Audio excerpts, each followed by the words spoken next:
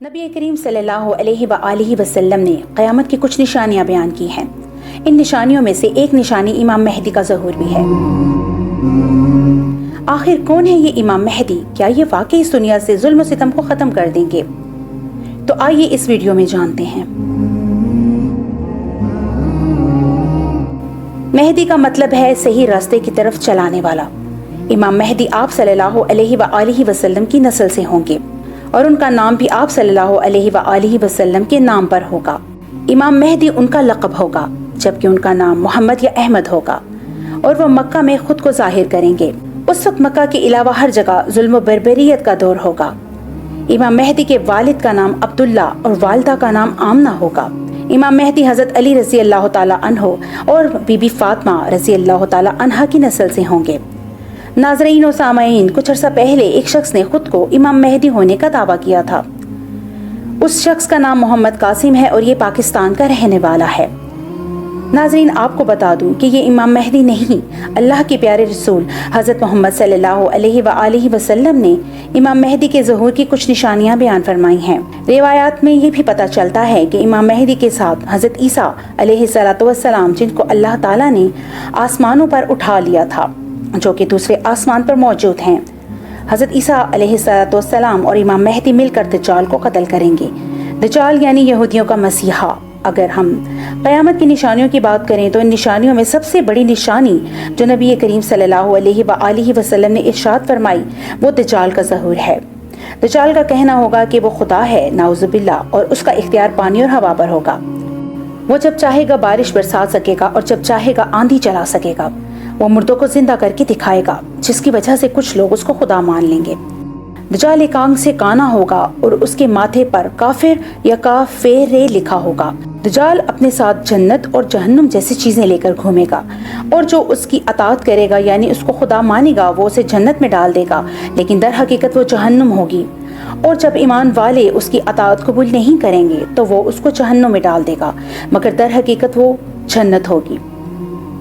دجال ایک بہت بڑا فتنہ ہوگا جس کو حضرت عیسیٰ علیہ السلام قتل کریں گے اور دنیا سے ظلم و زیادتی اور قتل و غارت کو ختم کر دیں گے، اور ہر جگہ انصاف کا نظام قائم ہوگا۔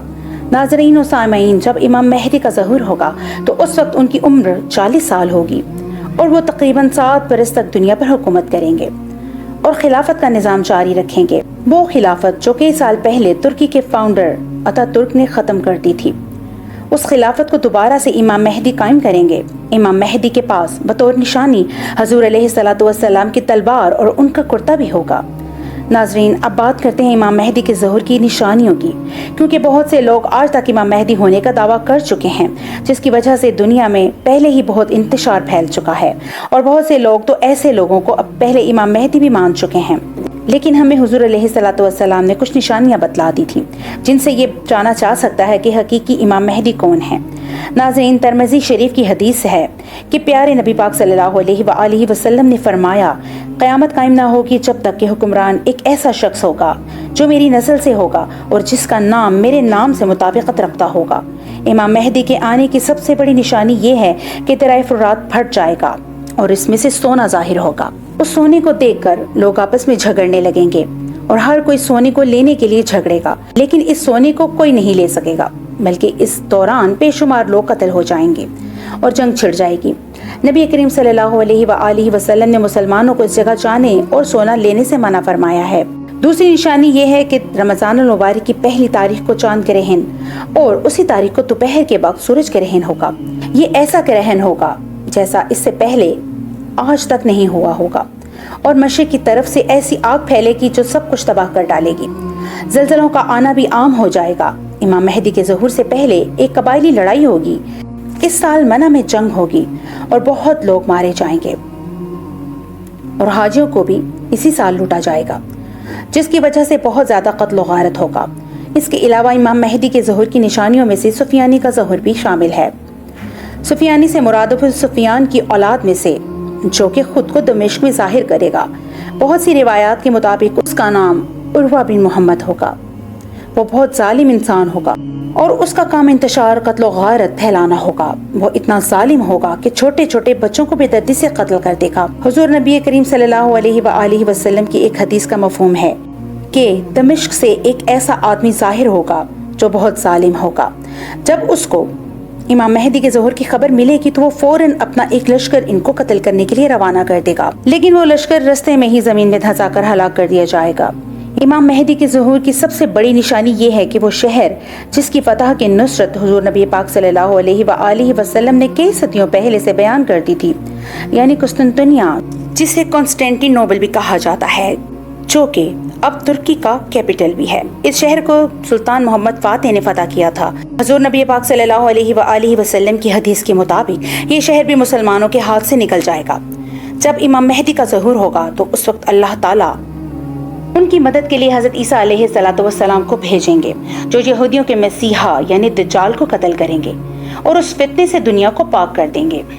دوسری مدد جس کا ذکر حدیث میں ملتا ہے، یعنی خراسان کی طرف سے ایک لشکر نکلے گا جس کے پاس سیاہ رنگ کے جھنڈے ہوں گے۔ وہ لشکر امام مہدی کے ساتھ مل جائے گا۔ خراسان نبی کریم صلی اللہ علیہ وآلہ وسلم کے دور میں ایک علاقے کا نام تھا اور آج کے زمانے میں یہ افغانستان اور ایران کے درمیان واقع ہے۔ اس کے بعد باقی مسلمان امام مہدی کے لشکر میں شامل ہو جائیں گے۔ یہ لشکر جہاں پر قدم رکھے گا وہاں سے ظلم و بربریت کا خاتمہ ہو جائے گا اور ہر طرف امن اور انصاف نافذ ہوگا۔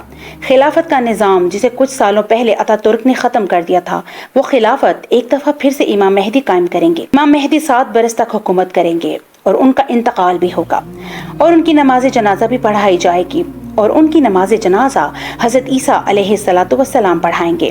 ناظرین، امام مہدی ہر اس فتنے کو ختم کر دیں گے جس نے مسلمانوں کو اور پوری دنیا کو پریشان کر کے رکھا ہوگا۔ ان کے آنے سے پہلے لوگوں کو سر چھپانے کے لیے جگہ بھی میسر نہیں ہوگی۔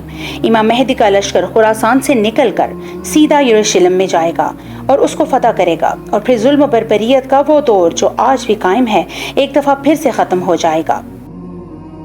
ناظرین، آج بھی یروشلم کے مسلمان پھر سے کسی بہادر کا انتظار کر رہے ہیں کہ کوئی بہادر حضرت عمر فاروق رضی اللہ تعالی عنہ اور صلاح الدین ایوبی رحمۃ اللہ علیہ کی طرح یروشلم کو فتح کر کے ظلم و ستم کا خاتمہ کرے گا۔ جب یروشلم عیسائیوں کے قبضے میں تھا تو حضرت عمر رضی اللہ تعالی عنہ، سلطان صلاح الدین ایوبی اور نور الدین سنگی رحمۃ اللہ علیہ جیسے عظیم بہادروں نے یروشلم کی فتح کا خواب دیکھا اور بالآخر اسے فتح کیا، لیکن آج یروشلم کو فتح کرنے والا کوئی نہیں۔ سچ تو یہ ہے کہ ہم یہ سوچ کر خاموش ہیں کہ امام مہدی کا لشکر آئے گا اور یروشلم کو فتح کرے گا، جبکہ ہماری مسجد کے امام ہمارا مسجد میں انتظار کر رہے ہیں۔